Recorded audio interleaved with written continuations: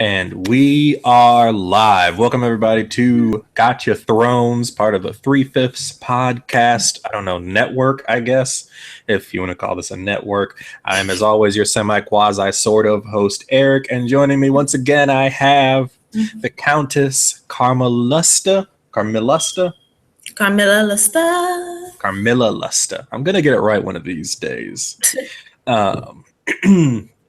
So we do have some exciting news. The 3/5 podcast and Gotcha Thrones have officially been added to Stitcher Radio. So I get to read this wonderful promo right here. You can now hear my show on Stitcher Radio. Stitcher Radio is on demand. Download the free app today. Listen anytime, anywhere. Stitcher is an award-winning free app that lets you listen to all of your favorite shows, plus discover more than 20,000 news, entertainment, and sports shows. Create custom playlists, over 20,000 shows to discover, rate, and review. Gotcha Thrones and 3/5 podcasts on Stitcher, available on iOS, Android, Nook, and iPad, and over 4 million car dashboards on demand and on the go. No downloading, no syncing, no wasted memory. Stream your favorite podcasts. Don't have Stitcher? Download it free today at Stitcher.com or in the App Store. We were not paid for this.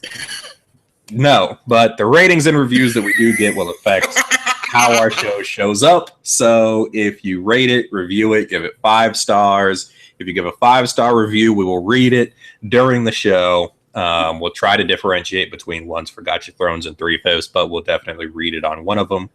And we'll read it live on air, assuming it's not too horrible or terrible.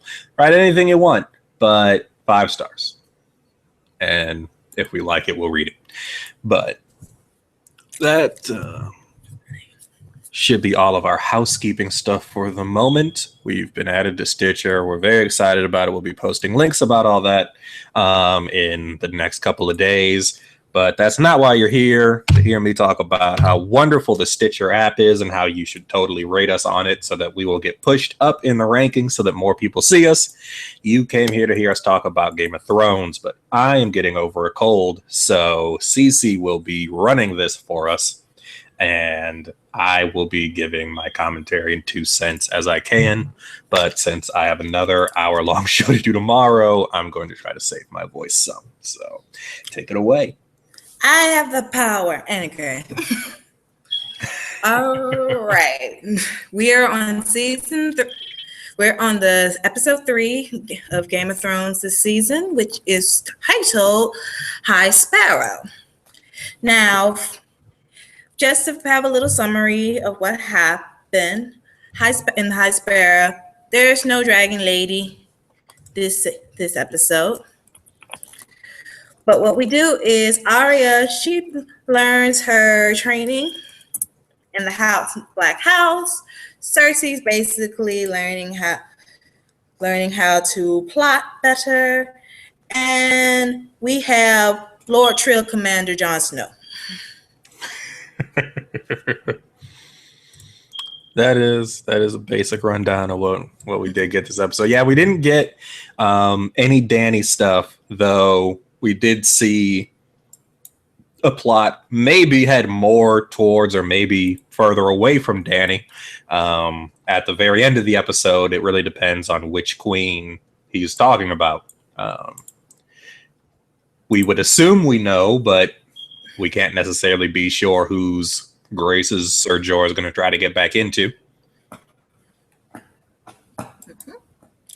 All right. What did you overall think of the episode, Eric? I really like this episode. It diverges a fair amount from the books, but in fairly good ways. It's definitely tightened a lot of things from the book up. We're probably, if you take the 2 books combined, I would say we're probably somewhere around halfway through the last 2 books. Not halfway through the season yet. So maybe even actually a little further in some plot lines, a little further back in some others. But I think a lot happened in this one. We definitely got a lot of plot advancement and definitely caught up with a bunch of people as far as where they're at. So I'm really excited and interested to see where they're going to go. with the rest of the season, because they're kind of in a position where with the changes they've made, they could keep things how the book goes, or they could continue to kind of veer off and do some of their own really interesting things. So for me, I guess it was kind of cool because it was one of the first episodes where I was watching it not as someone seeing a book they liked come to life, but watching it as someone seeing a show they like do something that they don't know what's going to happen next. And so this is kind of the first time for me where I've really watched the show and not known, okay, well, what's going to happen the next episode? Like they could do anything. So this is, I kind of like it. I'm not one of the book fans who's like, oh no, they're ruining Martin's work. No, Martin's work is great as a book, and we could debate how great as a book, but I like his writing. So it's great as a book, but it's not great as a show. That's why they have had to make the cuts they have. And so I'm cool with a lot of what they've been doing. So I like and Martin gets a $15 million check from HBO every year, so he doesn't care. Yeah. Well, he kind of cares that. Just because he doesn't, love that he might not get to tell his ending, but he's he's also one of the head writers, so yeah, he's not writing one this year, I don't think, though. This is because he's trying to get the book out, so he's not writing an episode this season. All right. First off, when we begin this episode, we are in the House of Black and White, or the House of Drake, which I like to call it. And Arya is basically on janitor duty. She's sweeping. Basically, she's doing what most people happen to most people when they start an internship for this really, really cool place they've always wanted to work at or something. And they ended up sweeping messaging coffee machines and all that stuff versus actually doing what she wants. And I keep calling him Assassin Genie because, well, he is no one. So you don't have a name. Well, he's not Jaqen H'ghar. He is no one. So he's Assassin Genie as far as I know. Well, he's the CEO of Faceless Man Incorporated, where Arya began her summer internship. And of Arya's course, doing a study abroad. And of course, like most interns, they're like, wait, when am I going to start actually doing stuff? It's just like the young law student gets to the big firm and they're like, I can't wait to start working cases. And they're like, yeah, brief this case for me. Good, brief this for me. So basically, she's trying to be like, what? Why can't I do? You thought you were going to make me an assassin, yada, yada, yada. And he's like, first, you're going to have to learn that's the part. Valerius Morgales and Valerius Doheres. And that is basically, you are to be a servant to man. Yes. All men must serve. Die, and all men must serve.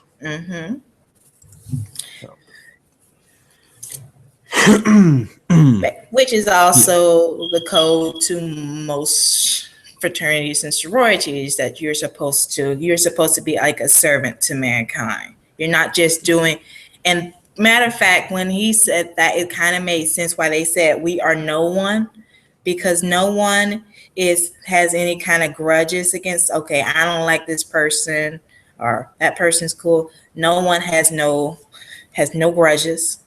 They have basically no emotional barrier to stop them if they have to do something. If this is going to benefit mankind in general, they will do this. Versus, well, someone saying, well, maybe I shouldn't because they're my friend, or maybe I should get rid of this person because they're just horrible. No one has no grudges. They have no feelings. So no one does, it's just they serve mankind. That means everyone. But that's what I got from it. Yeah. And I mean, he has, I kind of like the phrasing they used in this spot. because she says, I do want to serve. And he's like, you want to serve yourself. Mm-hmm. And he's like, here we serve the many-faced God. And she's like, which one is the many-faced God? I see the stranger from the Seven. They have a statue of the old gods. They had a statue of the drowned god. They had a statue of the flaming heart of Rylor, the god of light. And she's like, which one is the many-faced God? And he tells her there's only one God, and all men know his gift. This harkens back to another conversation Arya had with her dancing instructor, Serial Pharrell. Like, do you pray to the gods? Yes, the old and the new. There's only one God, and his name is death. And there's only one thing we say to death, not today. And so you get this kind of Braavosi idea, because like I kind of said before, Braavos, is a mixture of cultures, a mixture of religions, but obviously the religion of the many-faced God is seeped into the culture a bit. And so this idea, there's one God, the God of death to them. And he may have many faces. To some, he's the stranger. To some, he's the old gods. To some, he's Rylor, the God of light. Like he takes many forms, but in the end, there's one God, death, and death has only one gift. And I mean, that's also kind of that idea of we are no one. It's not our decision who lives and who dies. No one makes that choice. The God that we serve, the God of death, chooses who dies and when they die. You don't get to make that decision. And that's kind of part of the idea that you get the sense that they're trying to begin to teach Arya that if you want to have this gift, you have to serve. You can't have this gift. You don't receive this gift by doing whatever you want. Another way I could also see it is like the faceless God of death, because death comes in many forms. It can come from a heart attack. It can come from a car accident. It can come from cancer. It can come from, being beheaded. Death takes many shapes and many forms. That's another way I see the many-faced God. Yeah, and if you remember back in those seasons, when Jaq and Hagar was killing people, they didn't die from like being stabbed in the forehead or their throat slit. It was always he fell off a roof, he slipped into a pot of boiling. It was never like, it always looked like something else. It was always an accident. It was never it was never just he, stabbed a guy through the throat like Arya does. It was always something else that killed them, but he was always there and making it clear he did it. And now when we leave Arya and we head back to King's Landing, where they're having another royal wedding. This royal wedding, the bride remains the same. The groom, however, changes. Yes. Now we begin the reign of Queen Marjorie Baratheon. Yes. And of course, before she's now dubbed the new queen of Kings of Westeros, Cersei is of course arriving because she's the mother of the groom, and everybody is like Marjorie, because the people love Marjorie because she gained the heart of the people. That's something Cersei never did.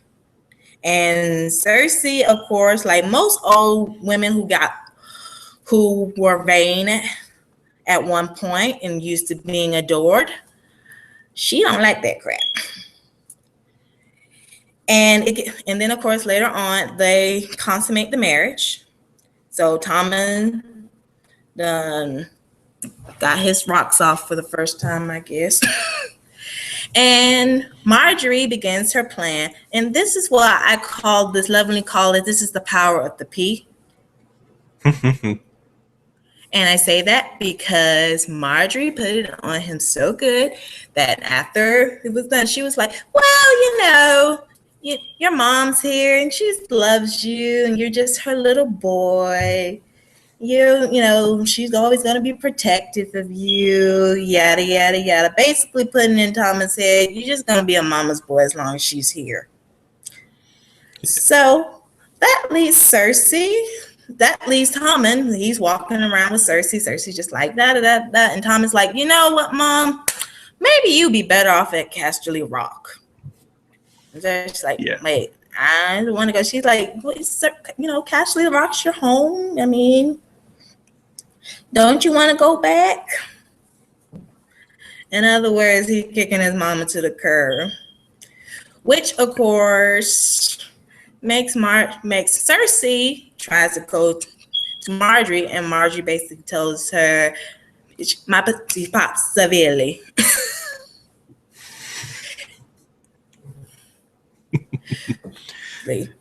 And basically Marjorie in this scene, she just took a page out of Olena Shade book, because she was like, oh, you don't have a glass in your hand and it's not even noon yet?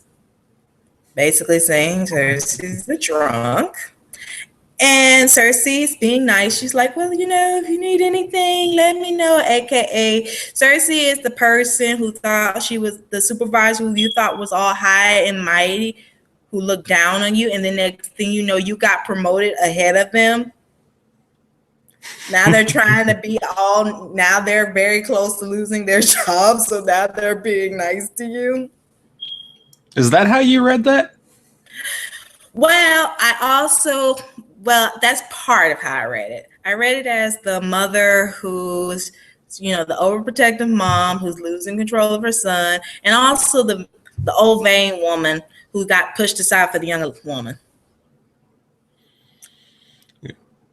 Because, I mean, I read it as partially her checking to see, like, because she obviously knew where this was coming from, but she's checking to make sure. And she gets there and finds out, yes, Marjorie is the one who's doing this.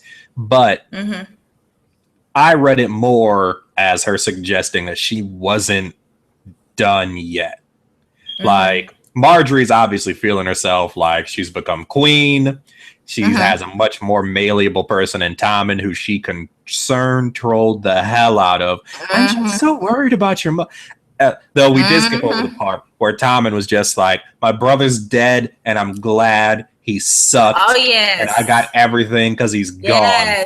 And he's like, no, my brother was terrible. I'm not sad he's dead. I'm happy. I got everything I wanted. And so we had that wonderful moment where we see the real bonds of the Lannister Baratheon family. Like, F him. Well, I don't feel bad at all. He was a dick. Hey, Cersei's the only person in the Seven Kingdoms that liked Joffrey's. So. Yeah, Sansa did for a little bit. Then he killed her dad. Then she kind of came to her senses. So yeah, but then Cersei goes to Marjorie, and if there's anything you need, please let me know. And Marjorie kind of goes, yeah, blah blah blah. Gets a few more shots in, and Cersei kind of ends with, if there's anything you need at all, and she leaves. And I kind of agreed with Andy Greenwald, who does reviews of the show, who's who basically talked about the fact that yes, Cersei had to swallow her pride in that scene, but was clearly also letting Marjorie know, I'm not going anywhere yet. And if it means I have to stand here and swallow my pride in front of you for a second, what does Cersei do right next? She goes out and makes a new alliance. She goes steaming. Which we'll get into that later as to what kind of choice that was, but I read it more as her sizing Marjorie up for the next round. And yeah, she lost that particular battle, but Cersei's in this for the war. And of course, Marjorie hasn't been in the war nearly as long as Cersei has. And then Grandma's not here either. Yes, and her grandmother, who's the one who is really running the family, is gone. Her dad, who's an idiot, is still around. And her brother, who's more concerned with male prostitutes than he is politics. So Marjorie doesn't exactly have a glut of allies at the moment, any more than Cersei does. Marjorie's only real ally is Tommen, who is arguably, yeah, who is the king, but he's not exactly the smartest at the moment. He's fairly easily manipulated. He's a puppet king. Yeah, well, everyone wants to keep him a puppet king is a problem, and if he figures out that he wants to do his own thing, they're all in trouble. Then we leave King's Landing and go north, and we go to House Bolton, and of course we see their new little pet Reek wandering around all lost and hopeless. Yeah. And of course we see House Bolton's symbol, which is of course a filleted man hanging up. Yes. Well, we see the symbol and we see some actual flayed men. Like, oh. Mm-hmm. And then, of course, we go into the dining room when we have Daddy Bolton and Ramsay. They're having lunch, dinner. I don't know what meal that is. But anyway, they're talking, and Bolton is basically telling Ramsay, Ramsay's just explaining how he got like his taxes from one of the lords. Basically, he filleted him in front of his family, and then the son took over, paid them the taxes. And Bolton's trying to tell Ramsay, we can't just rule the North by fear. That doesn't work because a lot of the northern houses are still very, very loyal to the Starks, even though House Stark is pretty much dismantled. We need more people. Exactly. Basically, they're like, you need more people. And Bolton said to him, if all those houses who are still very loyal to the Starks decide to rise up against us, there's not really much we can do because we don't have the manpower to stop them. And you can't just fillet everybody. So he said, what we have to learn, now that you're my legitimate son now, you have to learn that you have to forge alliances. And one of the best ways to forge alliances is through marriage. And Lord Bolton says, I have the best bride to help forge an alliance. And of course, who is that person? I want to stop you right there because there's when they have this conversation, and it kind of just popped into my head. Who is the other person in this series who has this exact problem? I'm in charge of a group of people whose loyalties are divided, and I need a way to rule over them, but they are not accepting me, and I can't just rule through power and fear. It is the same problem Dany has in Marine. And Bolton, as an experienced lord, is explaining to Ramsay, you can't just rule through the law and fear, because we are on the Hearts and Minds tour here, Ramsay. Like, this isn't a war where we can win it by just killing everyone who disagrees with us. We don't have the manpower, and there'd be no one left to rule if they did. What we have to do is win people over by making alliances, and obviously we lead into who he's married off to. But it was interesting how someone with experience approaches the problem of, we need to win these people over.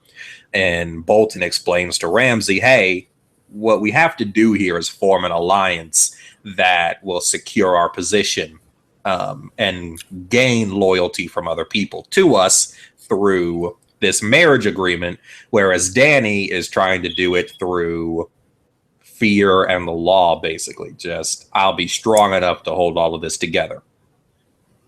And another point, Bolton said, because Ramsay's like, well, you got the Lannisters back, and I mean, what you worried about? And Bolton is like, Tywin's dead, right? Yeah. That's who I had the alliance with. He's dead now. And no one has taken the North. Even the Targaryens, basically, the Lannisters had been part of an army that fought the Targaryens, and the Targaryens burnt most of the army alive. The Lannisters have been part of the army, and the Targaryens burnt most of it alive. And then when the North came down to fight against the Targaryen takeover, they basically drew battle lines, and then the Stark lord at the time, saw the dragons and their army and looked at his army and realized what was going to happen and bent the knee. No army, I think, has ever gone north and conquered the north of Westeros. It doesn't happen. It's like trying to conquer Russia. Like, never get involved in a land war in East Asia. Never get involved in a land war in East Asia, I think it was. Like, you're not gonna win just trying to conquer them. And even if they had the men, the Lannisters wouldn't send their army that far north just to save them. They would just make a deal with whoever won. And so, like, we can't depend on them anymore. Like, they just got us here. We got to stay here. Because they're like, Lannister's going to be like, oh, y'all fight and have fun with that. We'll talk to whoever wins. Yeah. But the funny thing you were saying that when then Lord of the North saw the Targaryen fire dragons, he saw those dragons and fuck that shit. I'm not doing this. But then, of course, that leads us to Littlefinger and Sansa. And Sansa is, of course, she's getting a bit smarter. So when she sees that they're at Littlefinger's like, I'm taking you home. And she's like, the Boltons control Winterfell now. And he said, yeah, I know that. And then, of course, Sansa, it clicks in her head. She's like, so wait, that marriage proposal was for me. And, of course, as rightfully so she is upset about this because this is the man who killed her brother is the reason why her brother and her mother are dead right now.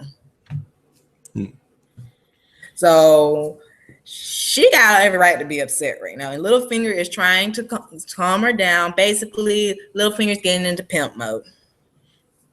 He's always in pimp mode. Well, that's true, but even more so right now. He says you can avenge your family. You know, you just marry to the Boltons. That way, you can get Winterfell back. Of course, that's why Bolton wants to marry Sansa because Sansa's a Stark, and of course, Bolton, you married a Stark. Okay, we good. We'll do what you want. Yeah, they will at least begin to go along with things. If Sansa says she's cool with the Boltons, then the other families will at least kind of begin to come around. Though you even see when she gets there after Ramsay lies his ass off, the servant lady tells her the North remembers. Like, Sansa already begins to see potential ends for building her own network against the Boltons, but obviously has to outwardly go along with them in order to maintain her head and get to a position where she can effectively strike at them. But so it's a very interesting dichotomy that Littlefinger has a point. She can either jump into things and do some stuff she doesn't want to for the chance to do what she really does, or she can keep being carted around powerless. But she risks becoming like Cersei, where you've dedicated your whole life to this thing and used, all of your beauty and, in Cersei's case, a few times your body to get the things that you wanted. But now someone younger and prettier has come along and time has made a fool of you. And so it's a gamble, but because of the state of Westeros, it's the only gamble she has because women's rights isn't really a thing there yet. And they're not as progressive a place as, say, Dorne, where Sansa would be the heir. She's the oldest child period. Legitimate anyway. And as far as they know, the only living heir. And so to them, in Dorne, she would be the heir of House Stark. She would be, Lady Stark, and she would rule the entire house. But because it's, the Andals and the First Men, she has, the Stark name, but her greatest value at this point is her womb will deliver a child that is part Stark and cement an alliance and allow a Stark to still be in Winterfell. Mm-hmm. Yep. This was before the women's rights movement. Yeah. And of course, Ramsay, he's like, oh, she's pretty. And of course, I don't know if you saw the side eye his other chick gave. Oh yeah, she's ready to put the dogs on her now. That was a death stare. Yeah. No, she was picturing shooting arrows at Sansa while chasing her through the woods and sicking the dogs on her, like that one chick in the third or fourth season. It was the fourth. Yeah, because the Boltons controlled Winterfell now, so it was the fourth season. So, to correct the quote, you fell victim to one of the classic blunders, the most famous of which is never get involved in a land war in Asia, but only slightly less well known is this: never go against a Sicilian when death is on the line. So for all the Princess Bride fans, I wouldn't want to maim that quote for you all. So. And of course, so we go to this little small section with Brienne the Beauty. Ah, yes. The strong, independent knight who don't need no lord. And I did not get a knighthood. We discover why she was very, close to Renly, because Renly, even though he, of course, was gay, he was one of the few people who was actually nice to her. Because she thought, Good. She thought she was this little ugly duckling and stuff like that. And then, of course, she was at a ball and she thought, oh, all these guys are here to see me. And then it dawns on, they're looking at her like, yeah, right, no, we're not. So, and then Renly, of course, tells her, he's like, don't pay attention to them. Don't, like, their words are meaningless. And of course, he was the king's brother. That's a big compliment. Yeah. So that's why she was very loyal to Renly, because he was one of the first friends she's ever had. Yeah. And I mean, we get with Renly, you have a few interesting ideas, like the fact that Renly likely was made fun of, especially as a child, for his interests. The fact that he was gay. And the fact that you get that quote in season 1 from Renly, where is it written that good soldiers make good kings or good leaders? Like, Renly was also the one who even Littlefinger suggested was better suited to rule of any of the brothers, likely in part because Renly knew what it was like to be on the outside. Robert was always, until he got old and fat, was always handsome and powerful, and then became king. And Stannis was always severe and cold. And most of these people were born into privilege and lived in privilege their whole lives. Renly's probably the one who came the closest to ever having to experience anything close to being a normal person. And it made him kinder and more appreciative than a lot of the people you see throughout the show. He was kind of like the middle, because Stannis was too serious. And then Robert was too, carefree. Renly was kind of like in the middle. He had the good balance of both serious and, carefree. Yeah. So that was a little interesting with Brienne, the beauty. And then we learned, of course, why she was backstory. Yeah, get some of her backstory and some of Podrick's backstory. Where, if you remember, Payne is the name of his house, as well as Sir Ilan Payne, the executioner for the king, who used to be one of the head guards for Tywin. That was his first job. And he had his tongue removed for talking smack about King Aerys Targaryen, the Mad King. And after Robert took over, he made Sir Ilan Payne the head executioner as a favor to Tywin. And so House Payne are bannermen of Tywin and a valuable family, though Podrick is from one of the lesser branches. And so that's why when Tywin hears his last name is Payne, he goes, wait, the Payne house is a loyal house to the Lannisters. We need them to stay loyal, especially in the middle of a war. Don't kill this idiot kid. And he makes him, Tyrion's squire, because it's still kind of, a knock, but at least he didn't kill him. So House Payne will be grateful. Yep. So we fast forward to the Night's Watch, and of course, Lord Trill Commander Snow. He's talking with Stannis Baratheon. Stannis is still like, I can make you Jon Stark. That way you'll be the legitimate heir, and then you'll be able to rule Winterfell. And Jon is like, I made an oath. I can't be breaking my oaths now. Yeah.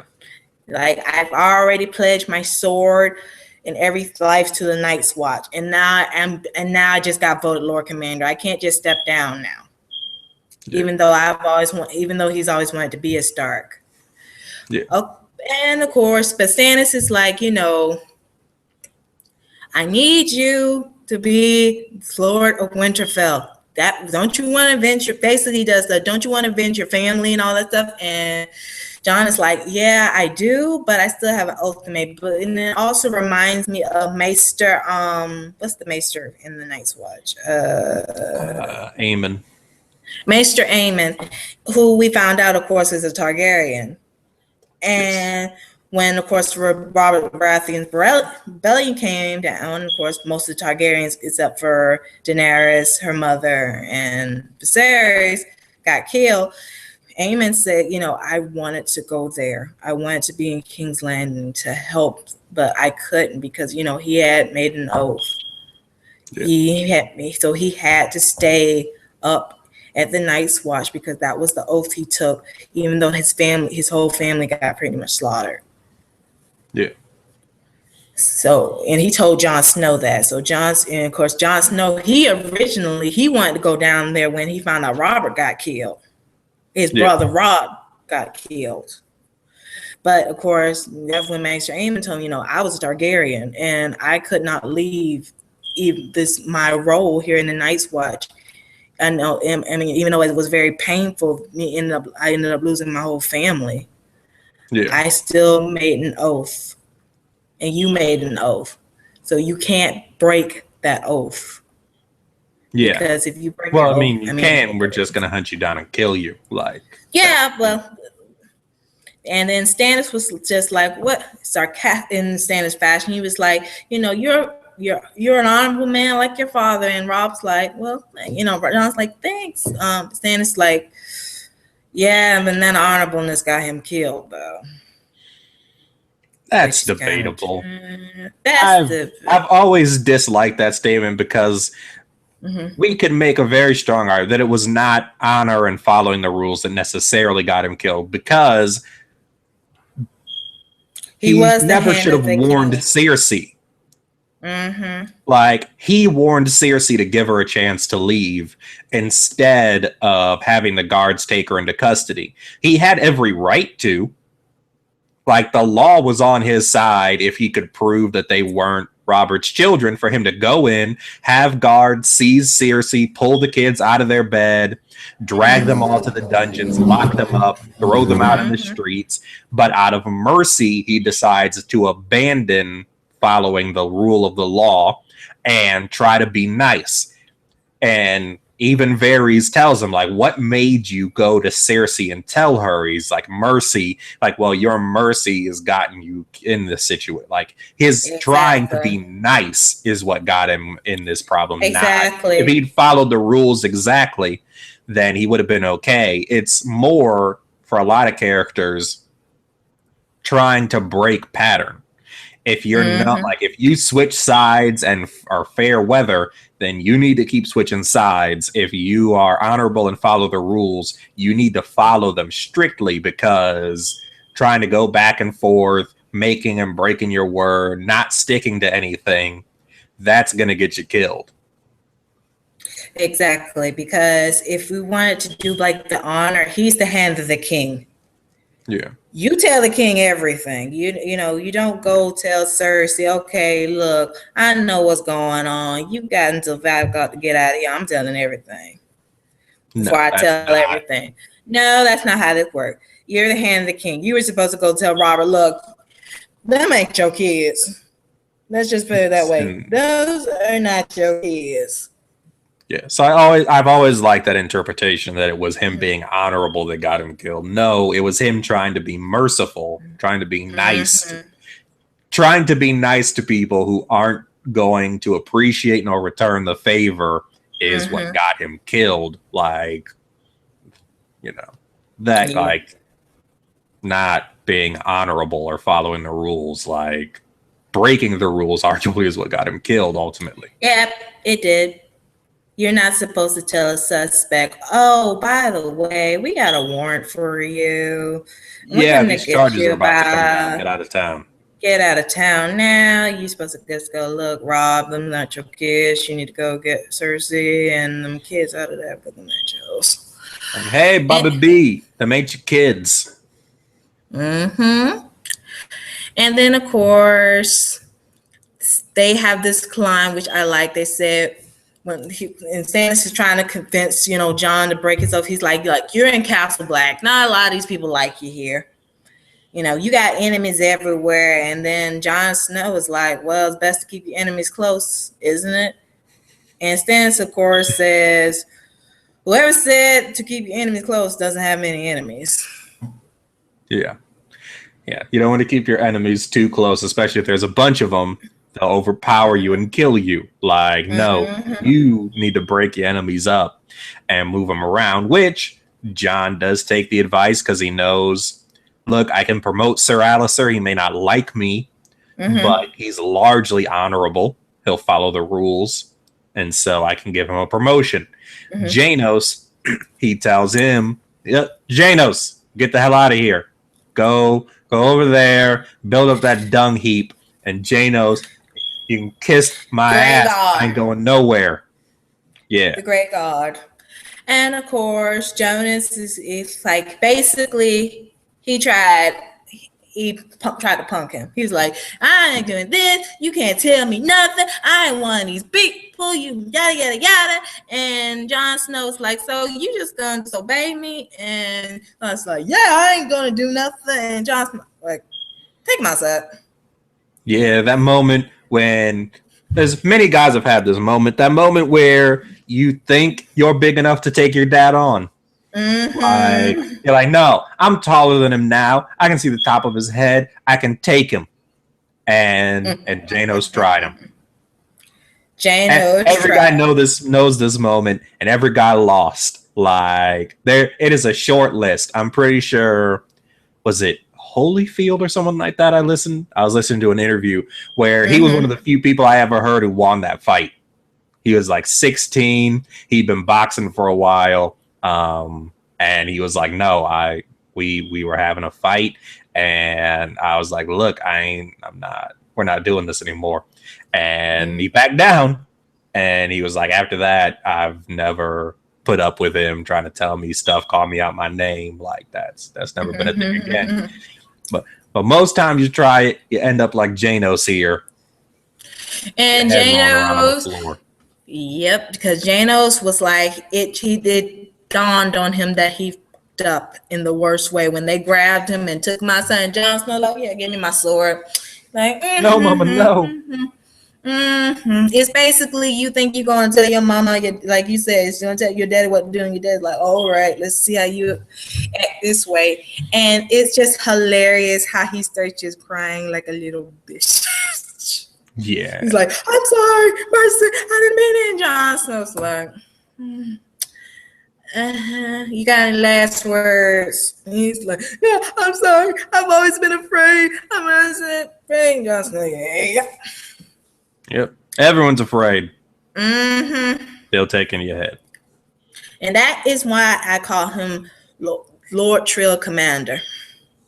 Because he showed how trill he was when he cut that Jew's head off. Because, and he had to do it. He had to, because if he did not do it, the other brothers of the Night's Watch would have been like, he ain't gonna do nothing if I do this. But when they saw that, they're like, okay, he's for real. Yeah, you gotta set the tone. You're gonna learn today, bitch.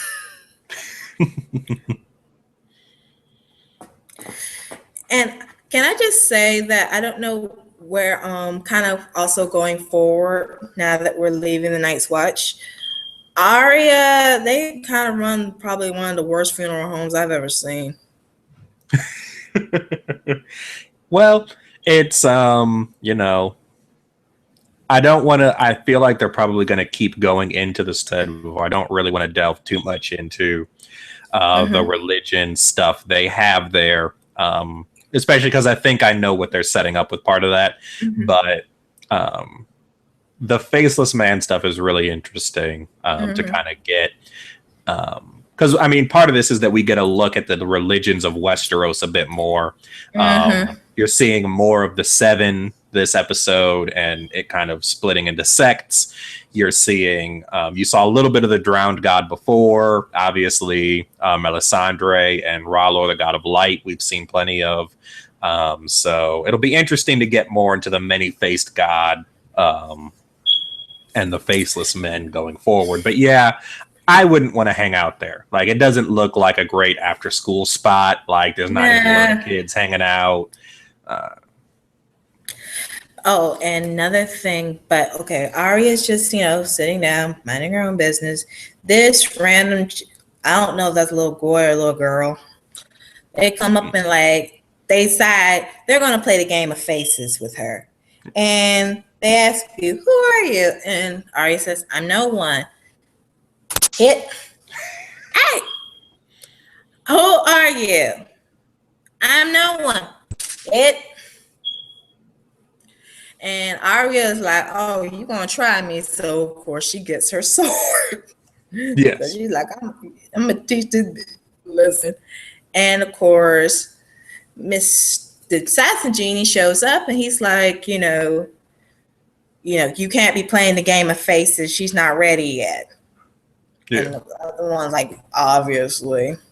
And of course, as our loving intern would say, I'm ready for anything. You can do everything. And evil in the murder gene just looks at her and says, why are you wearing Arya's clothes around Arya's possession? Basically, if you're to become no one, you have to get rid of all the things from your past life. So we see Arya getting, of course, all the clothes she wore on her way to from Westeros and throwing it in the ocean. But one thing she can't get rid of is Needle. That's the sword. That's the sword I believe Jon gave that to her. Yeah. And before then someone made the capital. Yes. And someone made an interesting point. They said that Needle showed that the Starks, they didn't have gender roles like a lot of other castles, because you had Sansa, you had Sansa, who's of course she was the girly girl, but Arya was more like her brothers.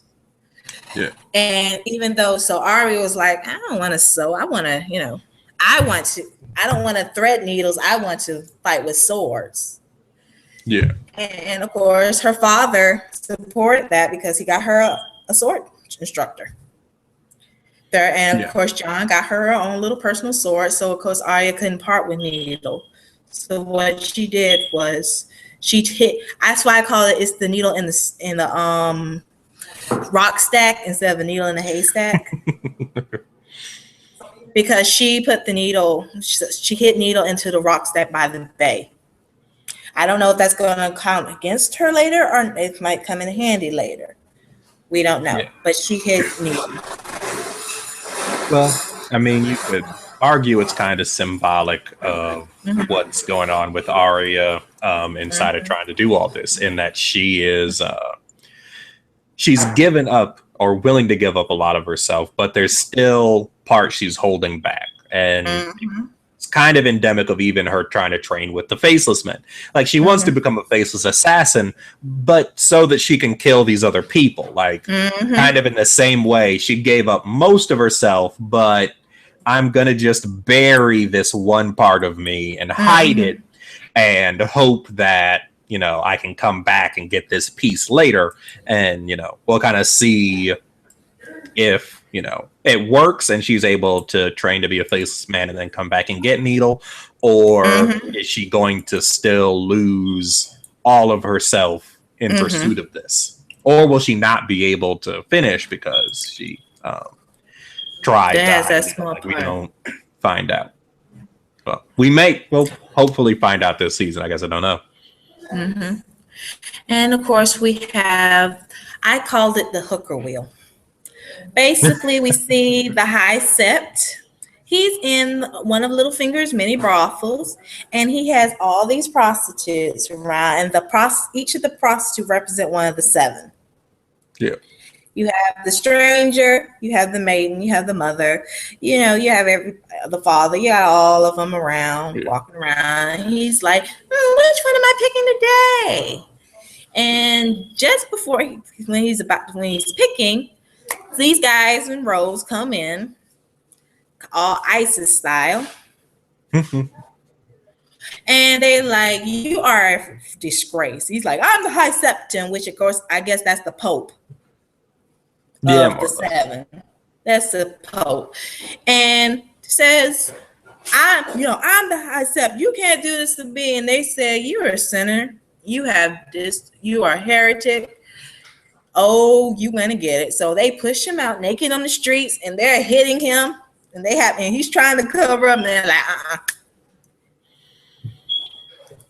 And of course, he runs to Cersei, and he's like, you know, I'm the representative of God on earth. Yeah, and you can't let these people. I want the person who's behind these executed. Of course, we learned that the name of the group of the Sparrows. He's like,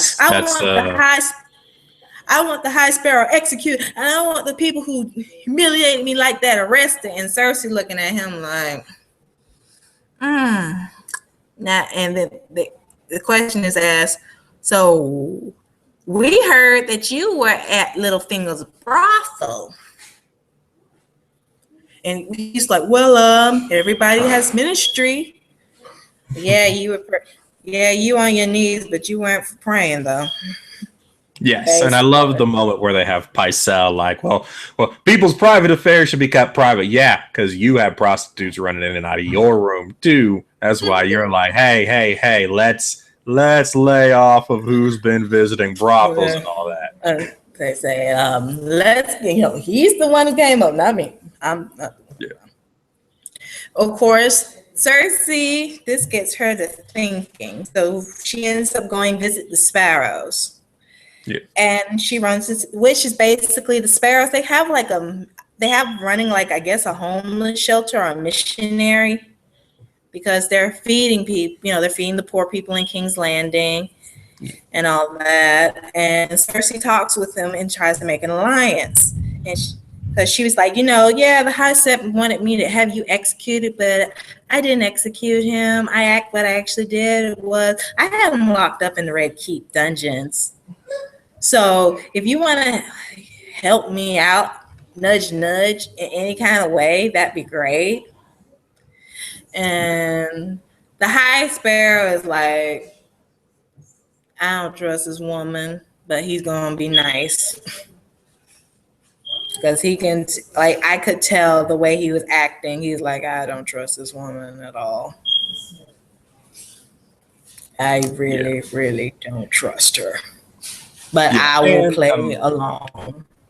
Yeah, the Sparrows are going to be interesting because they clearly are religious zealots. And so that's dangerous for Cersei because She's obviously not devoutly religious. Her cousin, who she was having sex with, is a Sparrow. So she's, somewhat risky too. But she sees that she needs new powerful allies because her uncle Kevin has left and refuses to come back unless Tommen personally names him to be the Master of War. Marjorie is gaining too much control over Tommen, so even if Kevin or someone did come back, it'll likely be under Marjorie's influence, not hers. And so she needs new allies, and she's turning to this new element, this High Sparrow, who no one else has hooks in yet. But it's a kind of interesting thing because it draws somewhat from the ideas of the Jesuits, as well as the Templar and that kind of thing, where inside of even Catholicism, you had these different groups, specifically the Jesuits, who were actually suppressed for a while because the Pope felt they were gaining too much power. There was fears of them trying to set up like an anti-Pope or something like that and split the religion, and so the Pope had them suppressed, and as well as like kind of the Templars, and having also something I don't want to talk too much about, but many of these groups also had somewhat military branches, that they also had knights and an army backing them. I don't know if or how much they'll get into that in the show. We'll kind of have to see.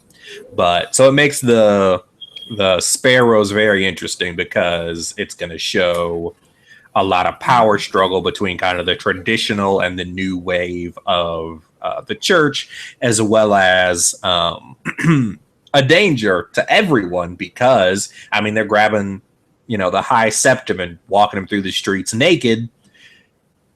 Who knows what they're going to do to someone else, the next person they label a sinner, though we obviously have an idea of who Cersei would like them to name next. Definitely know who. And then, of course, Cersei, after she talks with the High Sparrow, she goes to her new Maester and tells him, I need you to send a raven to Littlefinger about something. And of course, we don't see the letter, do we? No, we don't see it. Okay, I was tweeting at the time, so I didn't see, but I didn't get a chance to rewatch this. They never said what was the details of the letter. It just only thing they did was say Ramsay Bolton. He intercepted the letter, and he said he read it, but he didn't say what was in the letter. Now also, that Maester that Cersei has kept around, he's basically Dr. Frankenstein. I don't know he was the one who wanted the severed dwarf head. I don't know what he's been doing with the mountain,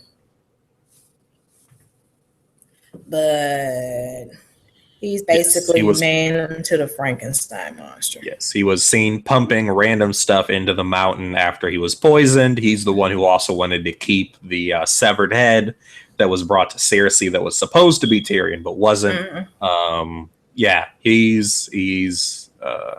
He's not a person you would really want to spend a lot of time around. Exactly. Even when the High Septim comes in, he's like, Maester Lewin, wasn't Lewin, but Maester was a Pycelle, I think, and Queen Cersei, and he turns to Qyburn and he's like, it's not important. Don't worry about who I am.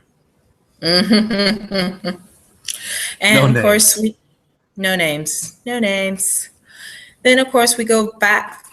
Of course, Bolton, like I said earlier, Bolton intercepts the letter that Cersei sent to Littlefinger, and they have a little chit chat. And basically, Bolton does not trust Littlefinger as much as he probably wants to throw him somewhere. But he's like, okay, he has what I want, and that's Sansa. If I got to get her married off to Ramsay, because though I can get a Stark in his family, and these other people can leave me alone. Yes. And Littlefinger wants the alliance because, as he points out, he now holds the Eyrie through Robin. And he's like, look, the last time the lords of the Erie and the lords of the North marched south, they changed who was king. We can form a very powerful alliance, but it is a relationship built entirely on distrust. Like, you don't trust each other at all if you're smart, because you became like, the only reason you two are still alive is by betraying people who were supposed to be your allies. That's how you all got here.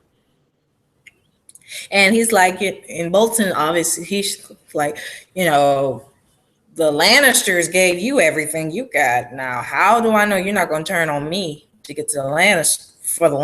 And Littlefinger says, Lannisters, Tywin's dead. Jaime doesn't have a hand. Cersei, see, she's losing her power. Like they said, she's losing any kind of power she has day by day.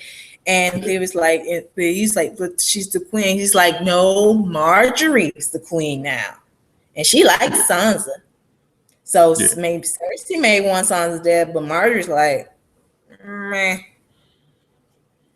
Yeah, Sansa remembers Marjorie fondly. So now the Warden of the North also is, you know, well disposed towards the Queen and the Warden of the South. No, wait, Warden of the East, maybe? Something like that. I think Dorne might be South, but maybe they don't have a Warden title, but I thought the Tyrells did. The Tyrells are the Wardens of the Reach. They're the Wardens of the South, the Tyrells, because the Dorne, Wardens of the South. Yeah, they're the Wardens of the South because the Dorne is an independent country. Yeah, Lords of Highgarden, Wardens of the South, Lords Paramount of the Reach.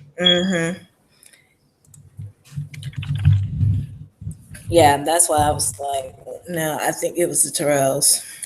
But Littlefinger's just like, you know, House Lannister, it's whack, yo.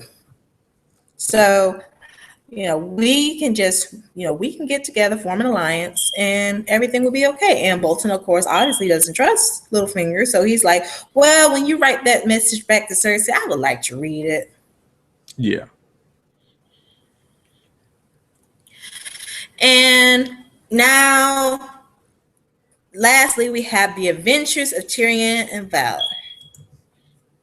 Yes. Tyrion, of course, is still a drunken stupor of himself. And he now has motion sickness, but it's just like, you know, stay in the freaking wagon. Yeah. Stay in the wagon because you got a mark on your head. And Tyrion's like, I'm going to go crazy. I need to get out of here. So they wander around the city. And I like to call her, they run into FKA Twigs, who is now a Red Priestess. Don't tell me she didn't look like her. I promise you, she just needs a little string of baby hair. Well, when FKA Twigs priestess, she's a Red Priestess. She's doing her courtyard sermon, and they're talking about the queen of a dragon queen. So I guess they're talking about Daenerys, who is the dragons, and she looks over, she sees Tyrion, and she's staring at him. Everybody else staring. He's like, okay, we gotta go now. Yeah, we gotta get out of here. And they go to Tyrion's favorite place in the world, which is the local town brothel, where we run into a hooker who is a Dany doppelganger. Yes. Who everybody's trying to screw. And of course, who do we see looking over? It is Lord Friendzone. Crying in his cup.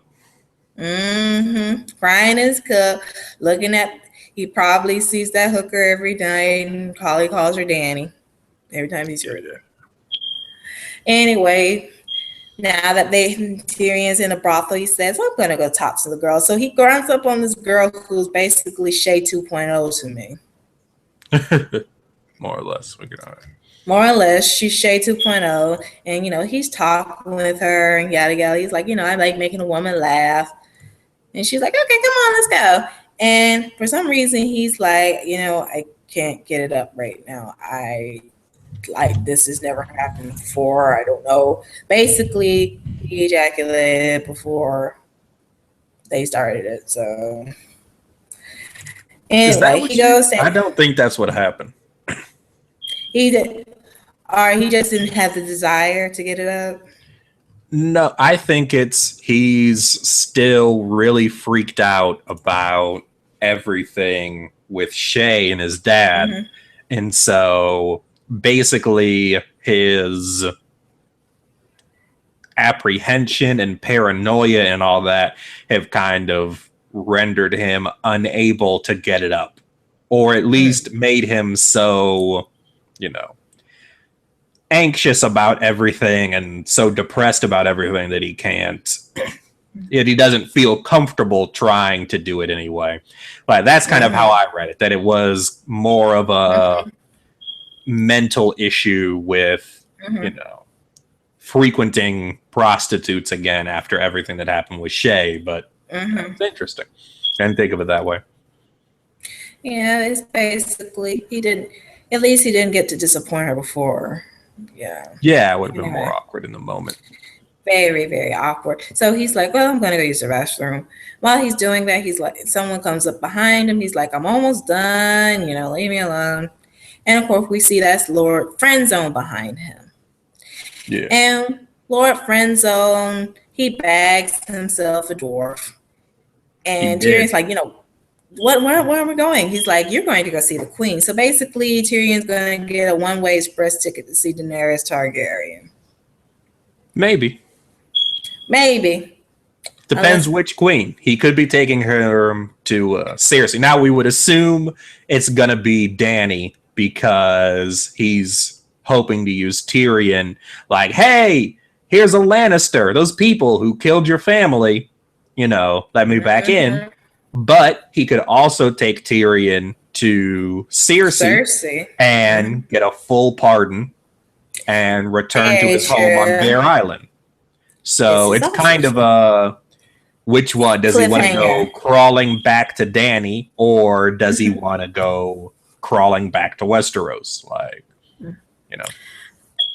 And part of me thinks he might try to go to see Dany, but that's a very good point about Cersei. He might be trying to go see Cersei because he's like, this is what she wants. If I give her to him, I can get stuff. Yeah, he did all that to get a pardon the first time. Like, he almost got Dany killed. Like, maybe this time he's like, all right, I'm just going to go ahead and leave Essos and all of this crap behind. Or he could be like, hey, I can use this to get back into Dany's good graces and take another shot at getting out of the friend zone. He's never going to get out of the friend zone. Never. He'll get out of the friend zone when the stranger just comes up and say, hey, what's up, yo? Yeah. But, all right. So we've reached the end of the episode. The next episode, episode 4, is Sons of the Harpy. It's directed by Mark Mylod, again, the guy who directed this last episode, which I think he did a pretty good job. He did. How he the opening was really cool. How we kind of got to see all the different gods as they kind of set everything up. And so I kind of liked the directing of it as much as I can remember was, well done. And obviously the writing's always good. The plot for the upcoming episode is the Faith militant grow increasingly aggressive. We briefly touched on that. I would assume we'll see more of it in the episode. Jaime and Bronn head south. So the Jaime and Bronn adventures, 2 bosom buddies. And Ilaria and the Sand Snakes vow vengeance. So we'll get to see not only Oberyn Martell's paramour, but also we'll get to see his daughters, the Sand Snakes, for the first time this season. And obviously the episode is named for the Sons of the Harpy, the insurrectionist movement in Meereen. So what it's probably leaving out is that we'll get some of Dany this episode after she was absent from the last one. So it just dawned on me. Meereen as well. It just dawned on me. The Sons of the Harpies are the Ku Klux Klan. Yeah, kind of. Seems about accurate. They hide their faces. They're killing everyone who they feel is different. They're trying to keep Marine pure and return everything to how it's supposed to be. Real Marine. The Sons of the Harpies are the Ku Klux Real Klan. Mern. The Sons of the Harpies are the Ku Klux Klan. I just realized it. Because Danny was Abraham Lincoln, I guess. So they made slavery illegal, and they're currently going through Reconstruction. The Sons of the Harpies are the Ku Klux Klan. And someone like, I can't remember the slave's last name. He says the rich don't get their hands dirty. They have the poor people to do that for them. That's just like with the Klan. They had the rich white people had the poor white people doing all the dirty work.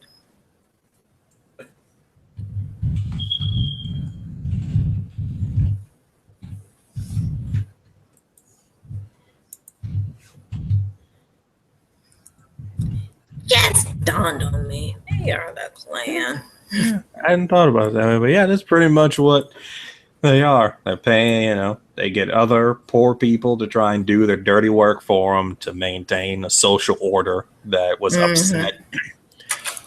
So, yeah, all right. Now I'll have to use that in my next set of tweets. Work that in there. Maybe they'll start lighting harpies on fire, sticking them in people's lawns. That's next. If they do that, I'm done. That might be too on the nose. That might be too on the nose. Like, y'all look good. Y'all out here burning harpies. Can't be bothered.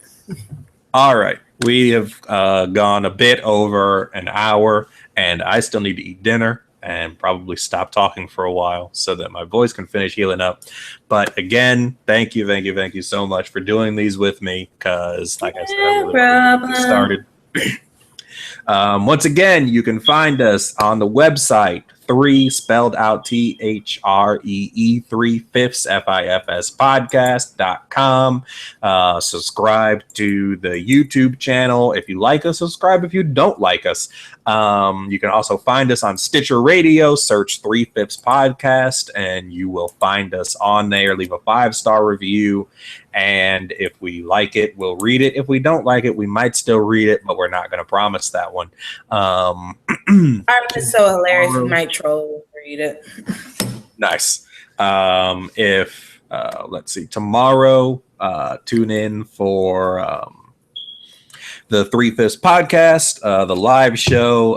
Again, that show will also be up on 3/5podcast.com and Stitcher Radio afterwards. You can follow the show at the number 3/5 podcast on Twitter. You can follow her at Carmilla Lusta. You can follow me at AYRRYK. I think that's everything. Thank you once again, Cece. No problem. And we'll look forward to the next episode, Sons of the Harpy. AKA the Klan. Yes, Sons of the Klan. All right. Bye. Bye.